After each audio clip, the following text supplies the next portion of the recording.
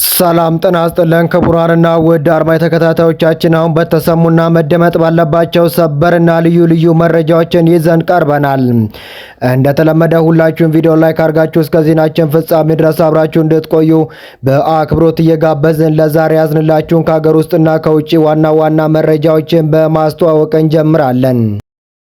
አሁን በደረሰን ሰበር ዜና መሰረት የህወሓት ታጣቂ ቡድን ከፍተኛውና ትልቁ ስፍራ የሚይዘው አርሚ 7 የተባለው የተደራጀው ኃይል በዛሬው ዕለት በሱዳን ትሪቡን ገብቶ ከፍተኛ ኦፕሬሽን እያደረገና 3 ከተሞችን ተቆጣጥሮ ነፃ ማውጣቱን ተገለጸ። የህወሓት የአርሚ 7 ጦር ጄኔራል ከሱዳን 1 ደቂቃ ተኩል የፈጀ በትግርኛ ቃለ ምልልስን አደረጉ። ሙሉ መረጃውን ይዘን ቀርበናል ወደ እናንተ የምናደርስ ይሆናል። እስከ ዜናችን ፍጻሜ ድረስ አብራችሁን ቆዩ። እንዲሁም ሙሉ ቃለ ምልልሱ በአማርኛ ተርጉመንም በዜና መልክ አዘጋጅተን ይዘን ቀርበናል። እስከ ዜናችን ፍጻሜ ድረስ አብራችሁን እንድትቆዩና ዜናውን በአክብሮት እንድትጋበዙልን በአክብሮት እየጠየቀን አሁን በቀጥታ ወደ ዝርዝር መረጃው እናቀናለን። እንዲሁም ለዚህ ታላቅ ዩቲዩብ ቻናል አዲስ ሆናችሁ ደግሞ ሁላችሁም ዩቲዩብ ቻናሉን ሰብስክራይብ አድርጋችሁ የደውል ምልክቷን በመጫን ኦል የምትለውን ያብሩ።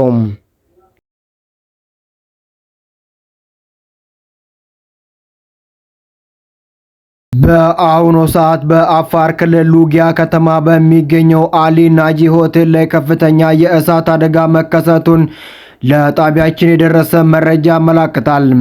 አደጋው በተከሰተበት ወቅት በከተማዋ ያሉ የአየር ሙቀት እስከ 42 ዲግሪ ሴንቲግሬድ በመሆኑ እሳቱን ለመቆጣጠር ፈታኝ እንዳደረገባቸው የእሳትና አደጋ ስራ ተቋም አስታወቀም።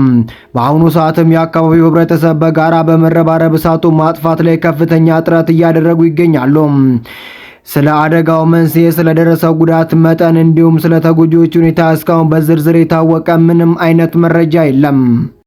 የታዋቂው አርቲስትና ተባባሪ ፕሮፌሰር ገሰሰ ተስፋዬ የረጅም ዘመን የህይወት አጋር የነበሩት ወይዘሮ መንበረ ግርማ ከዚህ ዓለም በሞት መለየታቸው ተሰማ። ባደረባቸው ህመም በሕክምና ሲረዱ የቆዩት ወይዘሮ መንበረ በተወለዱ በ75 ዓመታቸው ግንቦት 30 ቀን 2018 ዓ.ም ማረፋቸው ታውቋል። ለ37 ዓመታት ያህል በጽኑ ፍቅርና በትዳር አብረው የዘለቁትን ባለቤታቸውን ለመቀላቀል የመጨረሻ ምኞታቸው ሲገልጹ ከተወዳጁ ባለቤቴ ጎን ቅበሩ ማለታቸውም ተገልጿል። የሟች ስርዓተ ቀብር ነገ ሰኞ ሰኔ 1 ቀን 2018 ዓ.ም ከቀኑ 9 ሰዓት ጀምሮ በቅድስተ ሥላሴ መንበረ ጸባዖት ካቴድራል ወዳጅ ዘመዶቻቸው በተገኙበት ስርዓተ ቀብራቸው እንደሚፈጸም ከቤተሰቦቻቸው የወጣው መረጃ ያመለክታል። ለቤተሰቦቻቸው ለወዳጆቻቸውና ለአድናቂዎቻቸው በሙሉ በጣቢያችን ስም መጽናናትን እንመኛለን።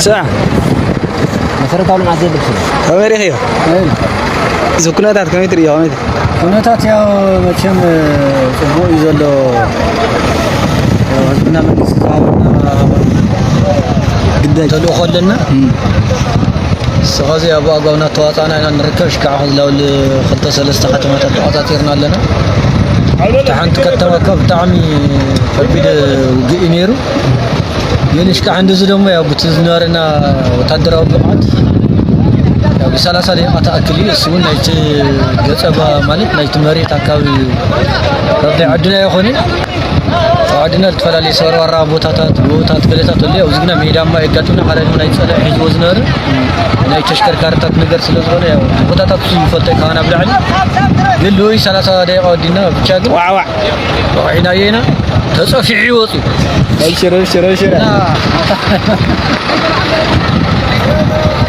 لا طفينا بتلي بلعل اللي خير خلاص لعل تاتي ما معاد لهم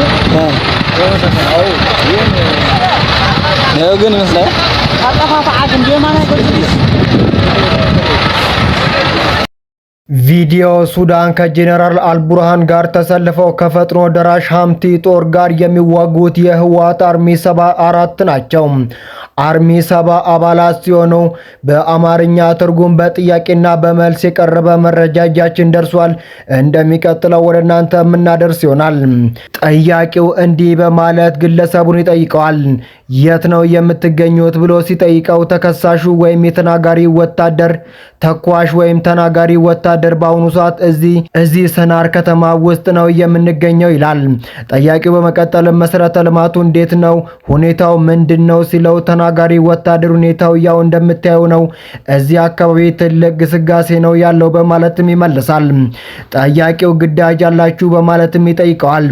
ተናጋሪ ወታደር አዎ ግዳጅ አለብን፣ እኛ እዚህ አካባቢ ያለነው ግዳጃችንን ተወተን ነው የምንገኘው። እስካሁን ዕለት 3 ከተሞችን ተቆጣጥረናል። አንዷ ከተማ በጣም ትልቅና ሰፊ ነበረች። የጠላት ወይም የፈጥኖ ደራሽ ኃይሉ ወታደሮችን በብዛት ነበሩባት። ያው በ30 ደቂቃ ውስጥ ነው ግዳጃችንን ያጠናቀቅ ነው። እሱም ቢሆን መሬት አካባቢውና መንገዱ ለኛ አዲስ ስለነበረ እንጂ ከዚያ ባነሰ ጊዜ ውስጥ ማጠናቀቅ ይቻል ነበርም ይላል። እዚህ ያለው ሜዳ ስለሆነ የተሽከርካሪዎችን እንቅስቃሴ ለማሳለጥ መንገዶችን በፍጥነት እየከፈትን ነው የመጣ ነው። ያው ግዳጁ በ30 ደቂቃ ጨርሰን ወጥተናል ሲል ገለጸ። ተናጋሪ ወታደርን በመቀጠልም አይተነዋል፣ ጠላትም ሙሉ በሙሉ ተደምስሶ ነው የመጣ ነው ሲልም ይመልሳል። በተጨማሪ መረጃም ትናንት ትግራይ ክልል የድሮን ጥቃት የተፈጸመው ህወሓት ታጣቂዎችን አደራጅቶ ወደ ሱዳን ለማስገባት እንቅስቃሴ ላይ በመገኘቱ መሆኑም ታውቋል።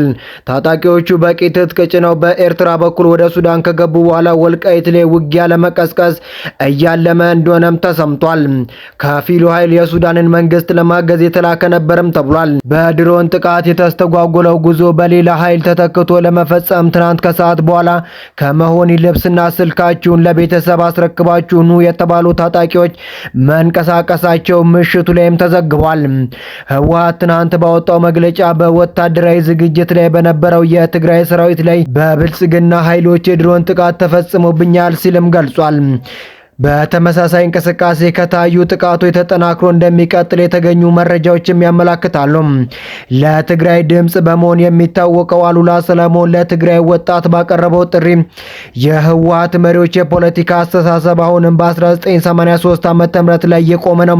ሌላ ተላላኪ ኃይል ፈጥረው ወደ ስልጣን ለመመለስ የሚያልሙት ህልም ለትግራይም ሆነ ለቀሪው የሀገሪቱ ህዝብ የማይጠቅም በመሆኑ ወጣቶች የራሳችሁን ጠብቁ፣ ገዢው ብልጽግና ፓርቲ ወገደ መወገድ ያለበት በህዝባዊ እምቢተኝነት እንጂ በእናንተ ሞት አይደለም ሲል ጋዜጠኛ አሉላ ሰለሞን አስታወቀ።